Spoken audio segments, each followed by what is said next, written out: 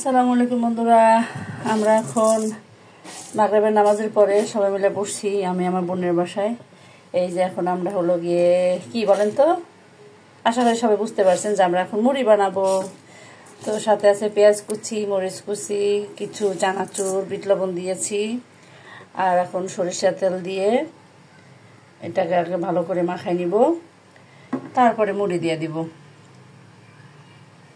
আমাদের চিকন মুড়ি চলে আসছে, এখন আমরা এটাকে ভালো করে মাখাই নিব।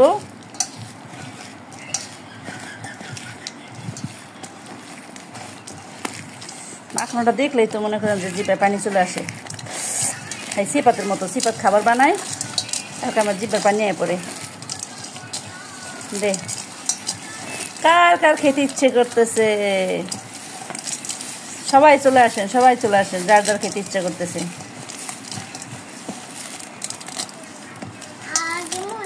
দে দে দে, বেশি দিবি না, খুব অল্প করে দিবি। তোরা এই খাবি, আমি খালি চাকমো, এটা বুঝিস, বুঝে দিস।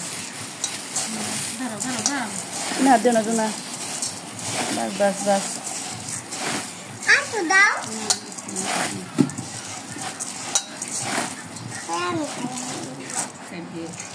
দে দিবি। এটা কি হচ্ছে বলেন সবচেয়ে মজার জিনিসটা, এই আচারে ঝালমুড়ির টেস্ট আরো 1000 গুণ বাড়াই দিবে। এত তো জিভে পানি চলে আসছে। এই যে জুনারা কান্না করে দিছে, মাখে দিলাম। এই মুড়ি বানানো রেডি, সবাই চলে আসো, সবাই চলে আসো। এনে কাঁচামরিচ আর পেঁয়াজ বাড়ি লই আয়।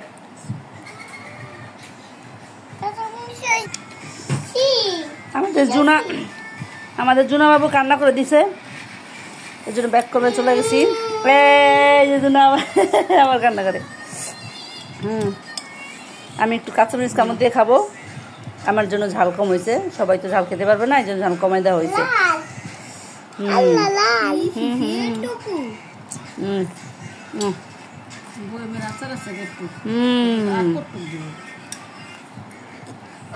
সেই Batik, batik kue kan.